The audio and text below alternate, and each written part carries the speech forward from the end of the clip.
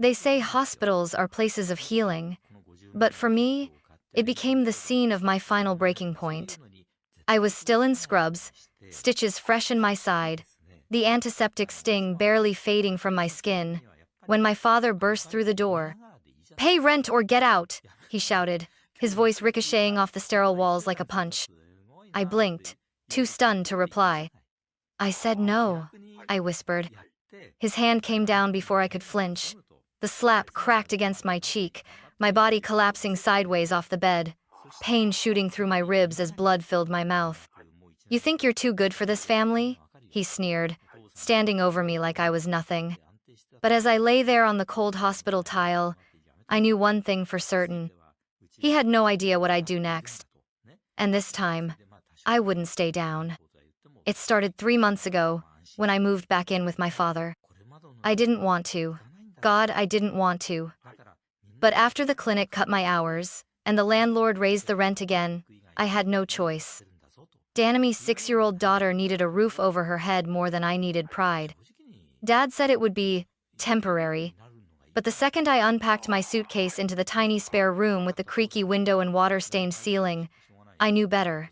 Nothing with him ever came without cost. At first, it was little things, groceries, gas, fixing the Wi-Fi, because you're the one using it the most. I paid, quietly, even when it meant putting my own overdue dental checkups on hold.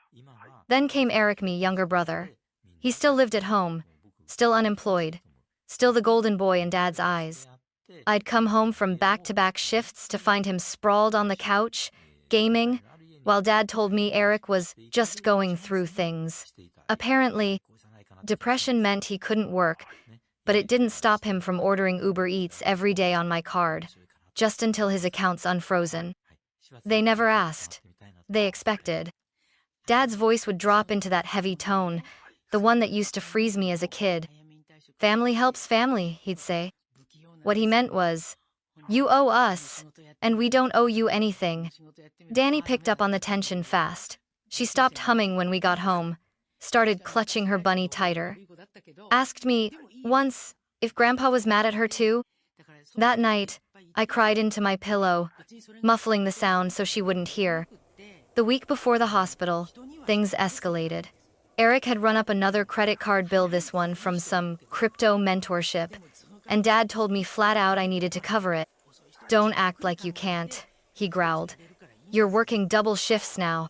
"I'm saving for Danny's inhaler refills," I said quietly. His jaw tightened. "What's more important?" he snapped. "Her lungs or your brother's future?" That was when I realized how far gone they were. The day of the accident, I was headed home after a brutal overnight shift. Rain slicked the roads.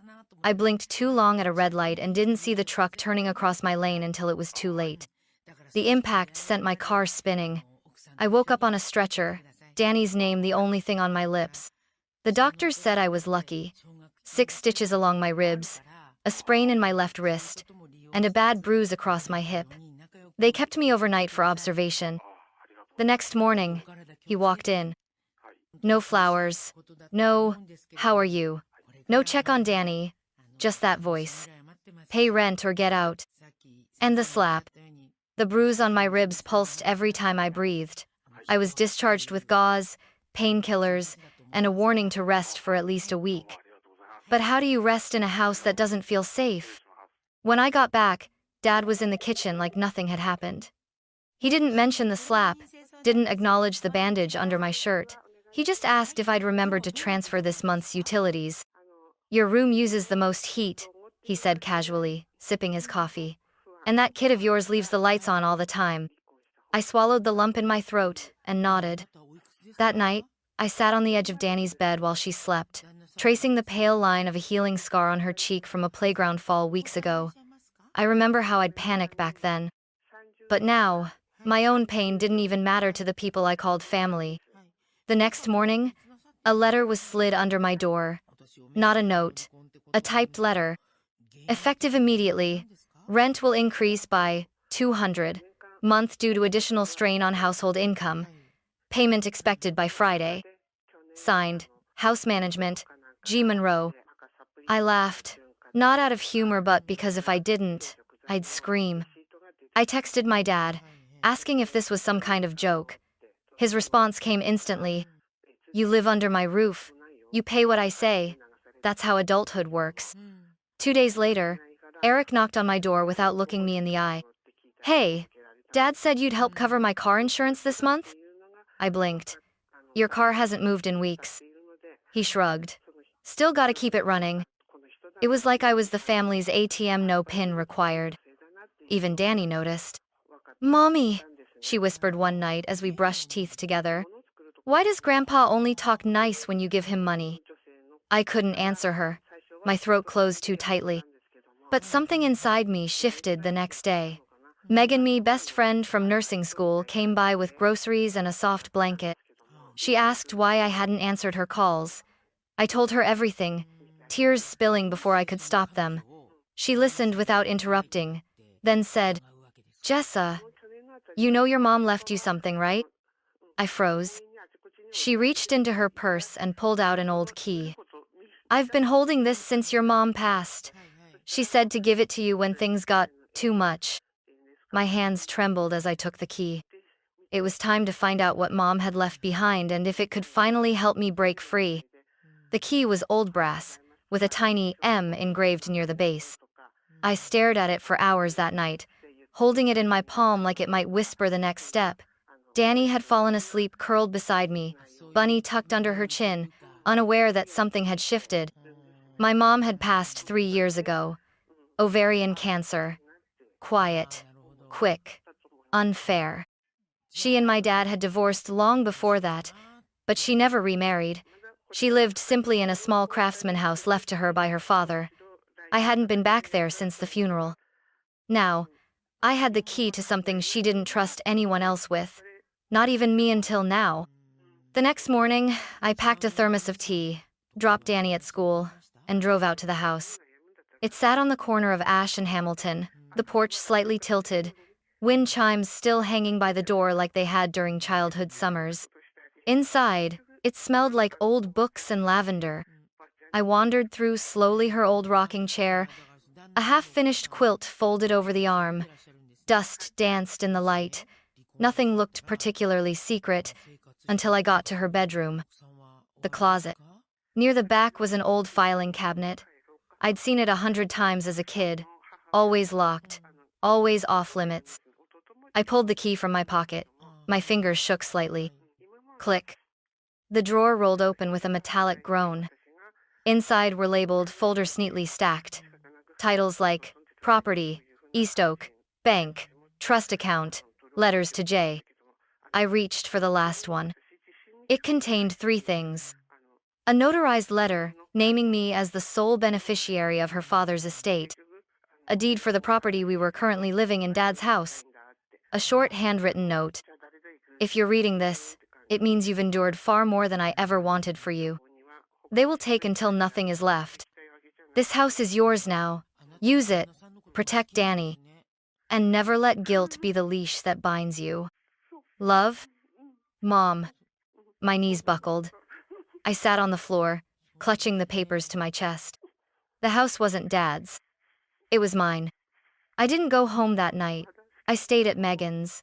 Danny was thrilled to have a sleepover with her godmother, and I finally slept a full night for the first time in months. When I woke up, I knew exactly what I needed to do. This time, I wouldn't just survive. I'd take back what was already mine. When I walked back into the house, the air felt heavier than usual. Dad was at the kitchen table, scribbling something on a napkin, probably another version of his household budget, which always ended with me owing more than I had. Eric was on the couch, gaming headset on, a bowl of cereal perched on his stomach like a lazy badge of honor. Neither of them looked up. "Where were you?" Dad finally muttered without turning. I took a slow breath. "With Danny, at Megan's." He scoffed. "Next time, let someone know. You don't just walk out of someone else's house like that." I smiled. If only he knew. That week, I started quietly gathering everything. I photographed the utility bills with my name as the payer. I saved bank records, rent transfers, even the Venmo receipts Eric sent with stupid captions like, Thanks, sis Chauk. I bought a cheap external drive and labeled a folder. Documentation, Monroe House. Every night, after Danny fell asleep, I added to it. Megan helped me file a request with the county clerk's office. We confirmed what the papers already told me. I owned the deed, outright. No shared title, no active mortgage. Just my name, tied to a trust set up by my grandfather, sealed by my mother before she passed. The house Dad lived in, the one he had ruled like a tyrant, was mine. The irony made me want to scream and laugh all at once. But I stayed silent. Then, something happened that snapped the last thread. It was Tuesday night. I'd just come home from a short shift, still sore, but healing. Danny was sitting on her bed, tracing the ears of Bunny, her eyes clouded. She looked up as I entered. Grandpa said, "If I keep leaving lights on, we might not have a place to stay," she whispered. My heart cracked. He was threatening her now? I knelt down, brushing her hair back. "This is our home, baby," I said gently, "and no one can take it away." She didn't nod. She just curled tighter into herself. That night, I recorded a video on my phone. I looked straight into the camera, my voice steady. I detailed everything. The slap at the hospital, the rent demands, the emotional abuse, the manipulation. I attached clips of Eric bragging on his live stream about not having to pay a dime because Sis covers everything. I labeled the file, just in case, for Danny. I wasn't scared anymore. I was prepared. 2 days later, I called the same attorney who had helped me with Mom's funeral estate filings. When I told him the situation, he didn't hesitate. "You have every legal right to file for eviction," he said. "And given the abuse, you may also qualify for a protection order." I set the papers on the desk in front of me, hand trembling just once, then steady. "For the record," I said to him, voice calm, "I'm not doing this out of anger." He looked up. "Then why?" I smiled. "Because I'm done paying for silence." I waited until Saturday morning. The house was quiet, the sun not quite fully up. Danny was still asleep, curled in a blanket on the couch after a movie night. I made coffee like any other day, letting the rhythm soothe Meg, grind, pour, breathe. But inside, everything throbbed with clarity. Dad came into the kitchen rubbing his jaw. "Where's the rent?" he asked, like it was a greeting. I set my mug down. "I'm not paying rent anymore." He froze, turned slowly. "What did you just say?" I met his eyes. I said no, again. The room went still. "Is this about the hospital?" he said, laughing dryly. "You think I owe you something for that? You wouldn't even be alive if it weren't for this roof." "You mean the roof I own?" I said, quiet and calm. For a second, I saw it. The shift. The flicker of panic behind his eyes before it turned to fury. "You ungrateful little," he started, stepping forward. I held up a folder. "Deed, trust documents, tax records, all in my name." Eric shuffled in, bleary-eyed, shirtless, holding a cereal bowl. "What's going on?" "She's saying she owns the house now," Dad spat. "Trying to pull rank. You believe this?" Eric blinked, then scoffed. "You? Please. You couldn't manage an apartment lease, let alone." I turned to him. "The only reason you've had heat, Wi-Fi, and Uber Eats is because I've paid for it. Every single time." His smirk faded. Dad moved again, towering over me. "This is still my house. I built this life. You don't get to take that from me." "You didn't build it," I said evenly. "Mom's father did. And she gave it to me. Legally. Quietly. Because she knew you'd do exactly this." Silence. Then, like clockwork, he changed tactics. His voice softened. "You're really going to kick your own family out? We've done everything for you. After all we've been through?" Guilt. The oldest card in his deck. "I'm not evicting family," I said. "I'm evicting abuse." Eric laughed bitterly. "What? You think you're some hero now? Gonna save your kid and ride into the sunset?" I smiled coldly. "No. I'm just finally putting the locks where they belong." He threw the cereal bowl. It hit the floor, milk splattering across my shoes. Danny stirred on the couch behind me. Her small voice cracked the tension. "Mom?" I turned to her. "It's okay, baby." She looked past me to her grandfather, at her uncle, then back at me. "Are we leaving?" I crouched down, brushed her hair back, and whispered, "No, they are." The notice arrived on Monday. Stamped, certified, and delivered by a county deputy. I wasn't home when it came. I was at Danny's school, volunteering in the library for the morning. But when I returned, I saw it taped to the front door. And through the window, I saw Dad's expression. He was standing in the living room, the paper clenched in his hand, Eric pacing like a trapped animal. "You think you can do this to us?" Dad shouted the moment I stepped inside. "After everything we've done for you?" "You mean after you slapped me in a hospital bed?" I said flatly. He threw the notice across the table. "This is war." Eric crossed his arms. "We're not going anywhere." "You have 30 days, I said calmly. "And you know it." The next day, things got worse. I came home from work to find Val, our elderly neighbor from across the street, waiting by my mailbox. She didn't smile. "Heard you're throwing your sick father into the street," she said sharply. I blinked. "What?" "He told me he's been diagnosed. Something with his lungs. Said you wouldn't even help drive him to appointments." Of course. I went inside to find Dad hunched dramatically on the couch, a tissue in his hand, wheezing just loudly enough to be heard through the walls.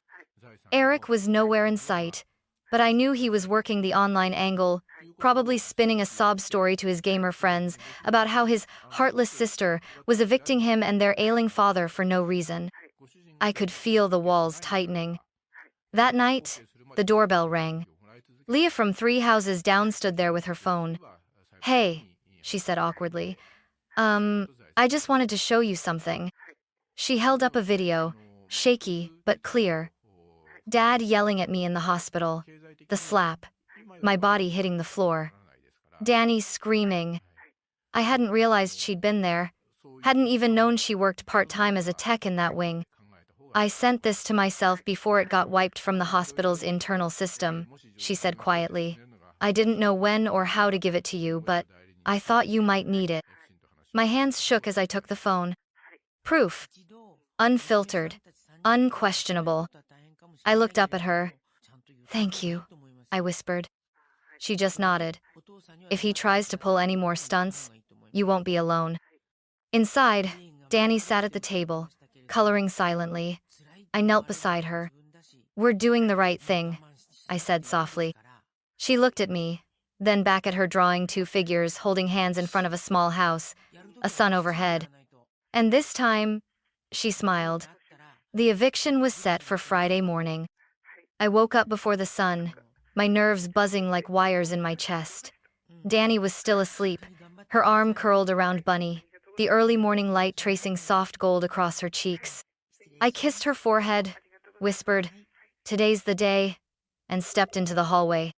Dad was already pacing in the kitchen. He saw the clipboard in my hand and sneered.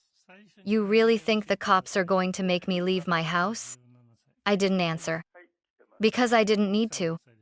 By 9:00 a.m., the county deputy pulled up to the curb, calm, professional, clipboard in hand. Leah was out on her porch, arms crossed, phone in hand. Val peered through her curtains. I stood at the front steps, my heart hammering, but my face calm. Dad exploded the moment the deputy stepped foot onto the walkway. "You're letting her throw her father into the street. You should be arresting her for elder abuse." The deputy didn't flinch. "Mr. Monroe, this is a lawful eviction. You've been served. Today is the deadline. You are required to vacate the premises." Eric appeared behind him, hair a mess, hoodie half-zipped. "You're making a huge mistake, Jess. No one's going to believe you." I held up a flash drive. "They already do." I plugged it into the deputy's tablet. He watched for a few moments, the slap, the scream, the video Leah had recovered, and nodded. "That's more than enough." Dad stepped forward, but the deputy blocked him. "Sir, if you continue to escalate, you'll be detained." Eric glared at me. "You think this is justice? This is revenge." "No, I said. This is freedom. Neighbors had started to gather curious eyes from porches and sidewalks. Val finally stepped out of her house, her arms folded. You could have worked this out quietly, Jessa, she said coldly. Family isn't something you throw away. I met her gaze. Family doesn't slap you in front of your child while you're bleeding in a hospital bed. Silence. Someone across the street muttered, Wait, what? I stepped up onto the porch, papers in hand. This house was left to me by my mother. My grandfather owned it. My name is on the deed. And for years, I paid for this entire household while being insulted, ignored, and physically assaulted. That ends today. Dad looked around, chest heaving, eyes searching for sympathy. None came. He pointed at Danny, who now stood beside me. You're ruining her life. And then, Danny spoke. Her voice was soft, but it pierced the morning like a bell. You hurt my mom. That's what ruined it. Dad opened his mouth, but no sound came out. Eric stared at her like she was a ghost. And for the first time, I saw it the moment they realized they had lost. Not just the house, but control. The deputy handed me a final form, confirming possession. Ma'am, he said, the property is yours, uncontested. Dad's shoulders slumped. Eric dropped his duffel on the porch. They were out. The house was ours. As they walked down the steps, Dad turned one last time. You'll regret this. I looked at him and said, No, I regret letting it go on this long. Danny reached for my hand as we closed the front door behind us. She looked up. We're safe now? I bent down, kissed her forehead. Yes, baby, we are. We moved 2 weeks later. I didn't want to stay in the house, even if it was legally mine. The walls still echoed with shouting. The floorboards still creaked with memories I didn't want to relive. So I sold it quietly, without ceremony, and used the money for a small rental cottage across town. It wasn't fancy. 2 bedrooms, a tiny porch, lavender bushes out front. But it was ours. Danny picked her room instantly, the one with the window facing east so the morning sun could wake Bunny first. I let her choose the paint color, pale sky blue. Every night, she slept deeply now. No more midnight flinches, no more whimpers through dreams, just the steady rise and fall of peace. I started therapy. For the first time, I spoke out loud the things I had only whispered in shame. The guilt, the years of giving, the fear of not being enough. And slowly, like pulling thorns from skin, I began to heal. Megan came by often, usually with coffee or pie. Sometimes, we just sat in silence while Danny painted in the corner. You're different now, Megan said one evening, watching me from across the table.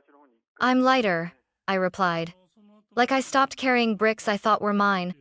One Sunday morning, Danny stood beside me on the porch, brushing Bunny's ears with a toothbrush. She looked up, her hair catching the breeze. Mommy, she said, do you think Bunny's proud of us? I smiled. I think Bunny always knew we were stronger than we believed. She leaned into me, small and warm, her hand slipping into mine. The lavender swayed gently in the breeze. The sky was soft, no longer heavy. And for the first time in years, I didn't feel like I was surviving. I felt like we were finally living.